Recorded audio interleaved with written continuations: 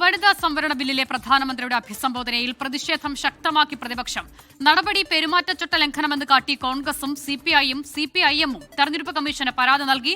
അതേസമയം പ്രതിപക്ഷത്തിനെതിരെ വനിതകളെ അണിനിരത്തി രാജ്യവ്യാപക പ്രതിഷേധത്തിനാണ് ബിജെപിയുടെ ആഹ്വാനം. പ്രധാനമന്ത്രി ഇന്നലെ നടത്തിയ അഭിസംബോധന തെരഞ്ഞെടുപ്പ് ലക്ഷ്യം വെച്ചുള്ളതെന്നാണ് പ്രതിപക്ഷത്തിന്റെ ആരോപണം. വോട്ടർമാരെ സ്വാധീനിക്കാനുള്ള ബോധപൂർവമായ ശ്രമമാണെന്നും പെരുമാറ്റച്ചട്ടം ലംഘിച്ചുവെന്നും കാട്ടി പ്രതിപക്ഷം തെരഞ്ഞെടുപ്പ് കമ്മീഷനെ സമീപിച്ചു. കോൺഗ്രസിന് വേണ്ടി അനിലക്കരയും സിപിഐക്ക് വേണ്ടി പി സന്തോഷ് കുമാർ എംപിയും സിപിഐഎമ്മിന് വേണ്ടി ജനറൽ സെക്രട്ടറി എം എ ബേബിയുമാണ് പരാതി നൽകിയത്. പ്രധാനമന്ത്രിക്കെതിരെ കർശന നടപടി പരാതിയിൽ ആവശ്യപ്പെടുന്നു.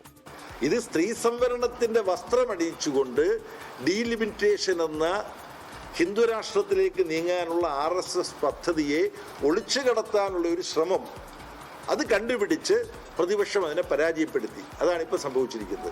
പ്രതിപക്ഷത്തിന്റെ ഈ നീക്കത്തെ രാഷ്ട്രീയമായി നേരിടാനാണ് ബിജെപിയുടെ തീരുമാനം. വനിതാ സംവരണത്തെ എതിർക്കുന്നുവെന്ന് കാട്ടി വനിതകളെ അണിനിരത്തി വൻ പ്രതിഷേധ പരിപാടികൾ സംഘടിപ്പിക്കാനാണ് ബിജെപി ലക്ഷ്യമിടുന്നത്. 24 ഡൽഹി.